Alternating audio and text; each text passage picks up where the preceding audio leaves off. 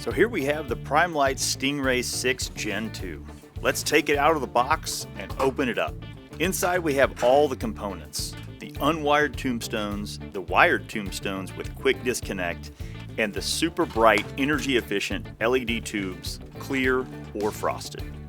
Okay, let's pop in those unwired tombstones on one end and the wired tombstones on the other end that will be closest to the input power to the fixture. Make sure all power is turned off and follow any local safety regulations for wiring any fixture. Now align the 3 hinges and close the fixture. It will snap shut with a snug fit. Then lock the half moon sliders. With the power still off and the fixture wired and mounted, it's time to install the LED tubes. Do this with the sticker end of the tube towards the wired tombstones. Align the pins of the tube vertical with the slot in the tombstones on each end and slide it in until it clicks.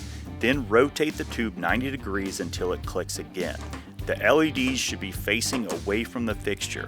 Repeat this for all remaining tubes. PrimeLights offers a 5-year warranty on the Stingray fixture and LED tubes. So go light up your space with PrimeLights commercial LEDs.